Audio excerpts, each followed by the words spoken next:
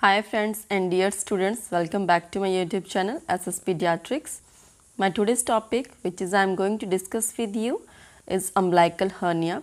This is one of a type of hernia की type है umbilical hernia.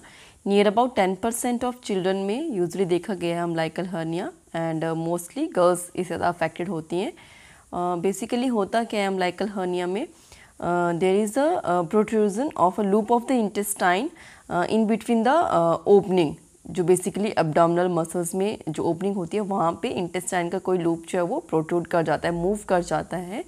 And ये जो अम्बिलिकल मसल्स में जो ओपनिंग होती है that is just because at the time of embryological development उस टाइम पे कुछ वीक रह जाती हैं एब्डोमिनल मसल्स, जिसकी वजह से ये लेटर ऑन बच्चे में अम्बिलिकल हर्निया होता है.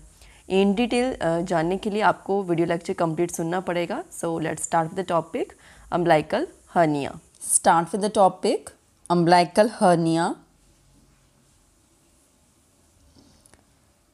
Basically hernia क्या है? Hernia is a protrusion of an organ or a part of organ through an abnormal opening in the wall that normally contains it. And there are number of types of hernia. जो common जो hernias जो बच्चों में देखे जाते हैं उसमें umbilical hernia भी आता है, inguinal hernia और हाइटल हर्निया या कॉन्जेनिटल डायफ्रैग्मेटिक हर्निया. ठीक है, तो ये सब टाइप्स इसमें आते हैं. और अम्बिलिकल हर्निया के ही फर्दर हम इसमें डिस्कस करते हैं. हमारे पास टू कंडीशंस आती हैं, दैट इज़ ओम्फेलोसील एंड गैस्ट्रोकाइसिस. तो ओम्फेलोसील एंड गैस्ट्रोकाइसिस मैं लेटर ऑन अपने वीडियो लेक्चर्स में आपके साथ डिस्कस करूँगी. अभी इसमें सिर्फ अम्बिलिकल हर्निया के बारे में ही मैं आपको बताऊँगी. Umbilical hernia occurs in about 10% of all children, more often in girls than in boys, and it frequently occurs in premature infants. just because जैसे मैंने कहा कि abnormal opening हो जाती है कोई भी wall जो prematurely develop होती है एम्ब्रोलॉजिकल डेवलपमेंट के टाइम पे बेबी का, तो उस टाइम पे वो जो मेम्ब्रेन्स होती हैं वो वीक होती हैं. तो बेसिकली प्री मैच्योर इन्फेंट्स में से ज़्यादा देखा गया है कि उनकी मेम्ब्रेन्स वीक होती है, तो वहाँ पे ही due to some pressure internal organs की वजह से कोई ऑर्गन वहाँ से प्रोट्रूड हो जाता है. As discussed in this pathophysiology, when the fetus is growing and developing during pregnancy, there is a small opening in the abdominal muscles so that the umbilical cord can pass through and connecting the mother to the baby.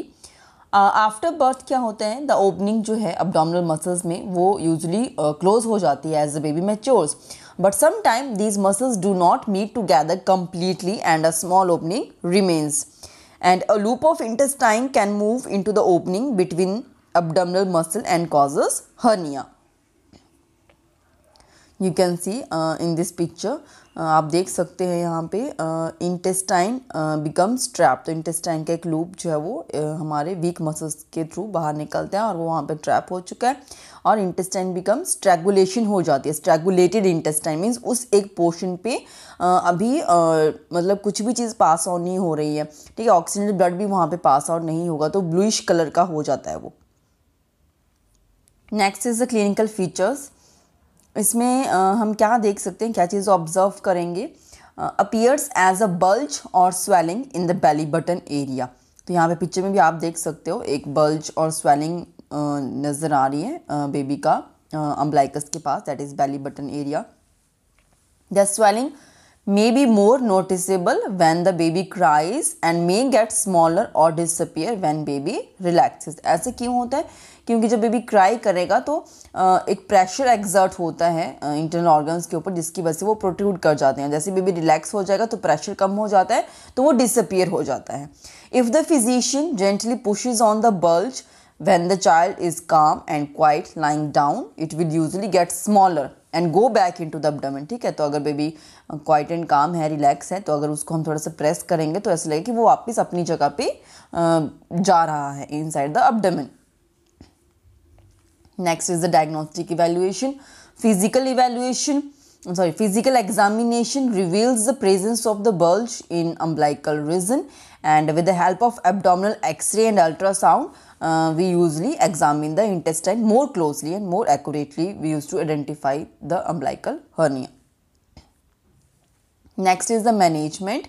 By 1 year of age, many hernias will close without any surgeries.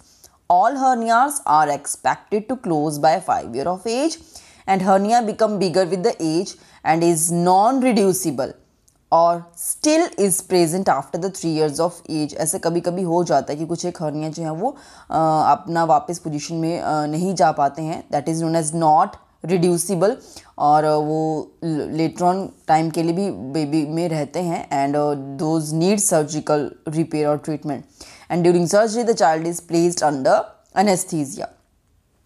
A small incision is made in the umbilicus and then loop of intestine is placed back into the abdominal cavity and muscles are then sutured together. Sometimes a piece of meshed material is used to strengthen the area where the muscles are repaired. जिस एक area की muscles को repair करते हैं वहाँ के उस muscles को strengthen करने के लिए हम वहाँ पे कुछ specific piece of meshed material भी use कर सकते हैं. Next is pre-operative nursing management. In this, the infant is fed until few hours before the surgery and in order to prevent the dehydration.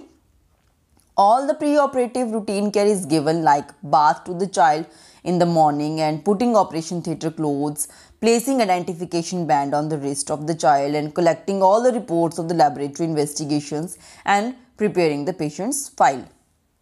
In post-operative management, later the child comes from operation theatre and receive him in a comfortable operation bed, and we used to monitor the vitals of the child and IV fluid, still bowel movements return to the normal, and observe site for the bleeding. कोई bleeding तो नहीं हो रही है from the site of the जो surgical site है, and discharge once the baby starts oral feed, and to tub bath until there is no allow to the tub bath के लिए अलाउ नहीं करना चाहिए until 1 week of the surgery, and a sponge bath is to be advise to the child, and no restriction on the movement and play. Thank you. This is all about my today's topic, that is umbilical hernia. I hope आपको topic समझ में आया होगा, और इसी के continuation में जो और टाइप ऑफ हर्निया है, इंग्विनल हर्निया और ओम्फेलोसील गैस्ट्रोकाइसिस किसी क्लासिफिकेशन के अंडर, वो भी मैं अपने नेक्स्ट वीडियो लेक्चर में आपसे डिस्कस करूँगी. So please subscribe my channel SS Pediatrics and like and share my videos. Thank you.